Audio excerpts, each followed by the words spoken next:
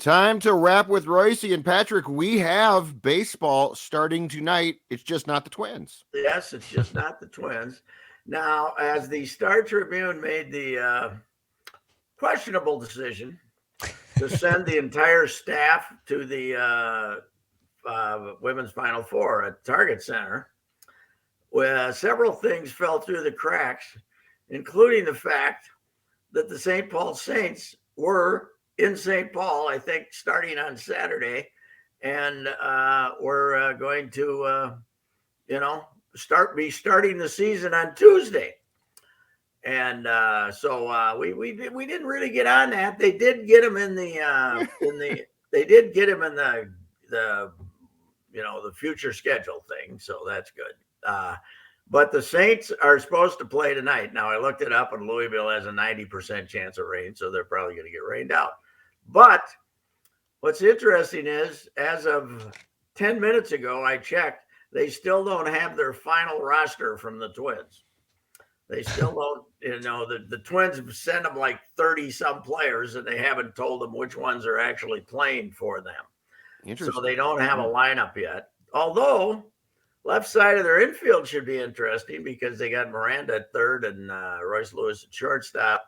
Tim Beckham is still there too, and he's going to have to play somewhere, although he probably won't be real happy as a longtime minor leaguer being back in the major leaguer being back in the minors. But all I know is they did a great April Fool's spoof that even had me wondering. I actually tweeted something this morning. If this was where the world has gone, they sent out a spoof claiming that they were going to have robo announcers this year. Yes. And get rid of bodies because they could just feed information into the robo. And I thought, well, this is kind of a minor league thing. But I did, when I tweeted it out, say, I'm not sure if this is an elaborate Mike Veck spoof or not. So I exchanged information with Sean Aronson, and he will be doing the play-by-play tonight instead of two robots. So this is not only Veck's way to celebrate April Fools, but to make fun of baseball's robo umpires and everything that baseball is trying to do. Because Veck, of course, is likes guys that spit tobacco on their wounds and go out and play. So. But anyway, yeah, they. Man, it's questionable as to whether this is a great move for their business or not. I guess I think the joke with the Saints, they were still doing pretty well, but I think it was running out to some extent. And so this is probably good for their business, and they're guaranteed enough revenue. But 150, this was not a team or a ballpark made to have a 150 game season and a 75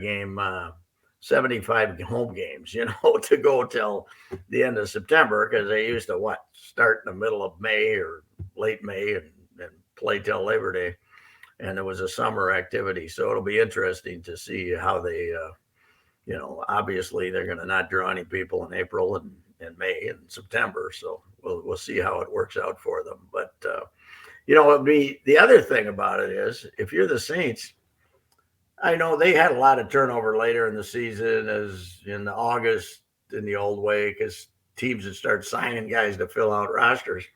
But they used to have guys who became team favorites. None of these, they come and go so fast now that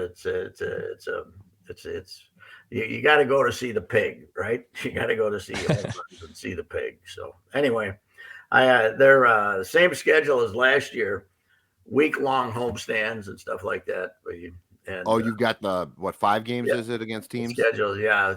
I think this is 5 or so, and they're back next week and then gone again and blah blah blah. So anyway, the Saints are starting, and nobody at the Star Tribune knew it. So I'm throwing that out there. So did the Strib not know or not care? That's my question. I think B.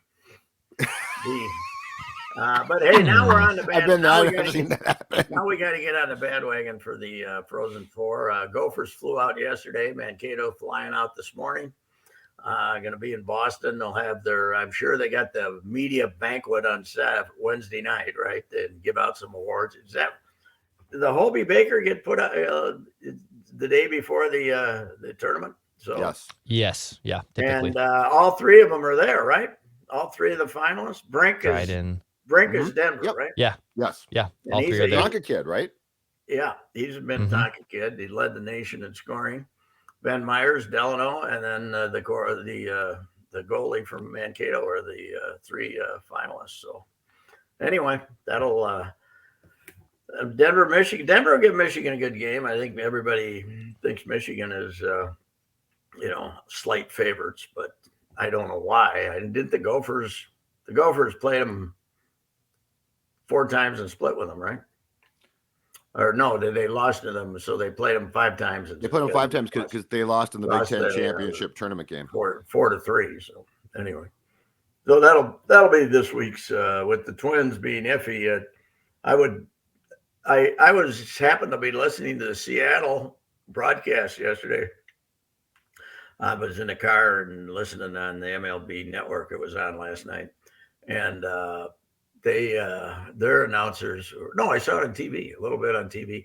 Their announcers said that they think they could hear as early as today that the game has been postponed. So we'll move to Friday. Dex, is that correct? Yeah. Is that Now the Twins, Dave St. Peter said they'd wait till 24 hours beforehand, but there just seems no chance the weather forecast is going to change. Yeah. So I would think that Friday 42 and not raining, so that's better than 36 and snowing, right? That's better. So anyway. I was told by someone in the event staff, Pat, that they said they'd expect a decision by the end of day on Tuesday, and even though Friday's not exactly still ideal, but much better than the circumstances that are coming on Thursday. Yes, then they're gonna let people know, and hey, Friday's a better day to go to the game anyway, right? You don't have to. I can get drunk and not have to come back into work the next day like I was planning on doing on Thursday. Well, you don't have to get drunk, but you can get. You know what we used to call it, Declan? Tipsy. What? There's a difference between tipsy and falling down, stumbling, vomiting drunk. There's two. That's two different. Okay. Things. Okay. Hey, Reusse, tell Dex about the time that Randball did the whole thing about go to a game at Target Field and then go to a game at CHS and had the map that we went through on the old show of all the bars that you could stop at, and that we deducted the fact that you'd be so drunk by the time you got to the same game, you'd probably be arrested. Yes, that is true for sure. I used to, my favorite story on that is I did a piece many years ago about this guy from Mountain Lake down in Minnesota. It was, I can't remember what he was, but they had him on, no, he's from Butterfield. And Mountain Lake was their arch rival. And they had him on the Big Neighbor in the morning because he was Butterfield had lost 50-some straight games to Mountain Lake in basketball down there. Okay. And he camped out on the roof. He camped out on the roof of the bank until they beat Mountain Lake. And he was up there for a couple of weeks. And they beat because he knew they had a chance to beat him that year. And they beat him that year. I can't remember what his name is. Quite the town character, though. And he used to have a place almost up to Bemidji, up beyond Alexandria, that he'd go in the fishing. And they said he used to stop at all the bars on the right. So when he drove up, he stopped at all the bars on the right. And then when he came back, he stopped at the other bars on the other side all the way. I think, now this is a long time ago, we had a kinder view of being, the legal limit was a little higher back then, let's say. But that's a bad way to operate. Stop at every bar you see on the right. Especially going home. That's a long drive there. In rural Minnesota, you know, maybe if you're on the freeway because you're zipping past them and they aren't, the bars aren't really on the freeway. But if you're on a Minnesota state highway going through a lot of little towns, that's a dangerous way to operate. That's for seeing those deers gets tough after a few mixed drinks. Yes, that is true. That is true. What? When are we? I haven't even looked at this yet. Are we back in action tonight? Wolves, Wild, everybody back in action? Yep. Yes. Our Wild Wild are at Nashville, right? Wolves Correct. are home against Washington. I did not realize that the disparity in the Wild's record versus the West and versus the East. They have kicked the crap out of the East, right? Yeah. Yeah. Even though Carolina and Florida and some of those teams, and Florida beat them bad here. But how many times do you play the East? Do you play them too? You play everybody twice. So, okay. Yeah. And, that's better than when they first started this system. Didn't they play them once or not play all of them or something? Yeah, you didn't get, I want to say there was a time period after they started where you didn't get the East teams. I think you got them once at home or away, but you didn't get them home. And so like we went years without seeing a bunch of East superstars. Yep. Hey, I suppose we should mention the Kansas Jayhawks versus the Tar Heels. Yeah, nice the NCAA tournament for weeks and weeks was pretty boring, a lot of bad basketball, but the last two games played were compelling. Duke, North Carolina, and then North Carolina, Kansas. Somehow, now I'm not saying I predicted that Kansas would come back and win, but when those two teams left at halftime, I did have the impression that Kansas might have a run in them because they missed about. Did you watch the whole thing? They must have missed 8 layups in the first half. They looked like they couldn't make layups, and that was quite a comeback and quite a game and quite a scene as honest Bill Self ended up taking the championship trophy. It's great. I got to know how he does it. You know what? I used to have a motto: deny everything. Deny everything. He damn near puts Tark to shame, Patrick. Yes. Yes. Tark was, they did not permit nearly as much stuff when Tark was around. Right. And and plus they were out to get Tark. But you got to you need the administration that says, nope, we're fighting this, right? That's what you need. Amen. You need the administration that doesn't roll over. And those Jayhawk fans didn't care. They were ready to tear up the town, man. They don't care that. I said this would have been North Carolina's 7th title. This will be Vacant's 2nd title, because they're going to get them eventually. Bill Self is the Teflon Don of college basketball coaches. Down there. Well, he can coach. I think he really can coach. That Memphis team he beat was pretty phenomenal. That was Derrick Rose team, and that was the last Final Four I covered that wasn't here. And Memphis ripped up UCLA. Kevin Love and those guys. Love was a freshman. Russell Westbrook was a sophomore, and they beat them pretty bad. And they ate him. Kevin Love got eaten up inside by what the heck was that guy's name? He was about 6'9", 5th-year senior, meaner than an SOB, and he beat him up. But I was surprised that they beat Memphis and they did it with a comeback too. Not as big a comeback as this, but they were down through most of the second half. And that was a pretty good coaching job last night. And I also, don't you think North Carolina ran out a little steam after the battle? And then that big kid, he takes up a lot of room. They're the kid with the bad ankle. Oof, man, he's a monster. So that was a good game. That was a good game. And I always root for the team that cheats the most in basketball. I used to root for Tark greatly. And, I like the team that. Poor Clem. All Clem tried to do is cheat a little bit, a couple of papers on menstruation. You got Bobby Jackson up here as a junior out of cold western Nebraska playing somewhere. Bobby already had a couple of kids.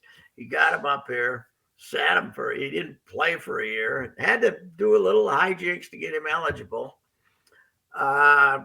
Kept him whatever went on. Okay, Bobby. And Bobby ended up having a great life, became an NBA assistant coach. He might be a head coach someday. He'll be a head coach someplace. Some team might come and hire him right now because it'll work so well with Hubert Davis and some of these other guys. And he gave him a good life, right? Yes. But don't you go to college to improve your life? That's Yes. and now we're supposed to be mad at Clem. That's BS, man. Clem got a raw deal. He honestly got a raw deal. We were so pompous back then, and we made such a big deal out of it. Well, Georgie Thorman won a Pulitzer Prize for it, right? Didn't he win a Pulitzer Prize for investing? Yes. Was there so little going on in the world in 1997? Were we that lucky in 1997 that this was the #1 investigative piece of the year? 99. 99. It was 99. And yes, there was nothing going on yet. Yeah, apparently. Jeez. Yeah, it was. Now we wouldn't even think about it. Yeah. And because he threw Rush Arshamber off the team. Yes, that's Russ's mother convinced Jan Gangelhoff to go public. Yes. And, I will say Clem's big mistake was firing Jan because, was not protecting her as secretary or whatever the heck she was. But you know what Clem thought, Pat? Clem thought it's just a couple of papers. Yeah, that's right.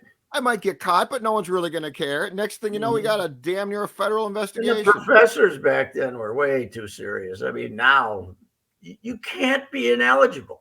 If you show up, you can't be ineligible. You're trying to tell me that all of a sudden we have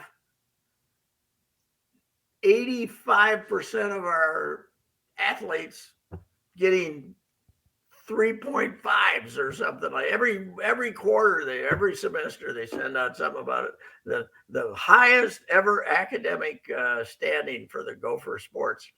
Well, nobody wants to flunk anybody now because of the tariff, because of what it costs. You know what someplace at St. Thomas, $50,000 a year? How stupid would your kid have to be to get tossed out of St. Thomas at those prices, right? If you're paying even half. Is that what it is? Well, yeah. Now, very few people pay retail. Very few pay retail. They get a bunch of, they get a lot of aid and stuff.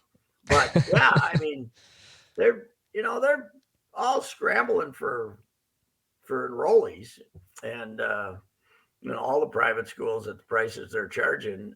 You gotta have a certain high school standing to get in. But sure, once you're in and the checks are coming in, they aren't going to flunk you out anywhere. The Gophers. I don't know what you pay when you went there at the U. Who knows? $800 a semester. I went for like 6 months. I don't remember. My parents paid. I have no idea. I remember going to get my I saved books, a lot. and this is the fall of '63. I just went to get what books I needed and what classes I needed. Like 3 days before class started, I went and got my classes and wrote them out a check for $480 or something like that. The books thing, by the way, a huge scam. A huge scam. Books should be free. Yeah. I want my books for free. I want to buy my books when I'm paying to go to your class. Or have the used ones from the last. When you go in there, the ones that were used by the previous class should be sitting on the desk, right? That's exactly what I'm saying. Give me your damn book. Yeah, well, I don't know how many people buy books anymore. They can find everything on the internets now, can't they? So yeah, that's a good point about college classes. You're probably right. Well, hell, you don't have to go to class now. You can just attend them on Zoom and stuff, right? Yeah, the virtual classes. Kind of like you don't have to go to work. Everybody's traumatized. Yeah, we've realized that. Yeah, Pat, we found that out. Yeah, we can. A lot of people aren't going to work. Mm-hmm.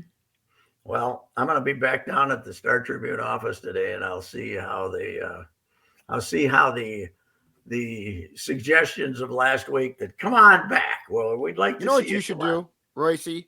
You could get a big fat raise. You should take some pictures and send them to Glenn and say, Glenn, you got this building. It's beautiful. No, it's empty. Here's what I'm going to tell you. I am proud of having a newspaper with resources, even though we screw those up once in a while. Even though sometimes I know what you're talking about. Sometimes we use those not in the best manner possible, such as last weekend when we ignored everything else to cover the women's basketball tour, which was fine. But I think, for instance, we have a AAA baseball team starting earlier than the major league team, which is interesting. Yeah, that's worth 8 inches over the weekend, isn't it? Instead of 450 on the basketball. Unfortunately, do you know who they count on to flag that and write that brief? Patrick Reusse. We got the Rip. We got a couple other guys. I know, but you know that you filed more 8-inch briefs for a columnist than any sports columnist in the history. Well, I thank God I didn't go write the robo announcers, and I did have a bit of a feeling that you know what? Twitter helped you. It was back. Twitter helped you out there. You just threw out the flyer. Hey, anything that Vec is involved in, you gotta say, maybe not, right? Maybe not. So here's what I want at some point, Patrick. I want Vec to have the Saints wear a version of the White Sox pajamas that his mom designed, right? Yes. Now is his stepmother. His stepmother. Okay. Yeah. I want those at some Mary point. Mary Frances, the legendary Mary Frances. I want Dex to see what the 70s were all about. Big collars. Mm-hmm. The reason the old man sold the Cleveland Indians after they drew $2 million and were wonderful was because the first wife was divorcing him. And he had to pay. He had so much fun spending money and doing stuff. He didn't have it. She wanted half, and he had to sell the Indians to take care of. That was Vec's. I believe that was Vec's mom. Yeah. And Mary Frances was his second wife. Very influential in all his goofiness. Yes. She came up with the goofy uniform. It is amazing when you look back and see these things, though, isn't it? Exploding scoreboard. What years were did they play in the shorts? They played a couple of years in them, right? They did, but I missed it. So that was like the mid 70s. Yeah, well, I covered them when they were doing it. Yeah. But they still had the pajama jerseys when I was a kid. 79, 7. Jerome Holtzman wasn't a quipster, but he covered the White Sox, and their outfield one day was Walt Williams, Carlos May, and Tommy McRae, who was a first baseman. And Carlos and Walt Williams was No Neck. Everybody called him. That was his nickname, No Neck. And he said the outfield was No Neck, No Arm, because Tommy McRae couldn't throw, and No Thumb, because Carlos May had his thumb blown off in a fireworks accident. Carlos May. That was one of my favorite. No neck, no arm, and no thumb. It was back then. We would think that would be too insensitive today. Yeah, that might get taken out now. Yeah, it might get taken out. Anyway, all right, sir. Kind of a calm day today. Wild Nashville. They should beat Nashville. 3-2, right?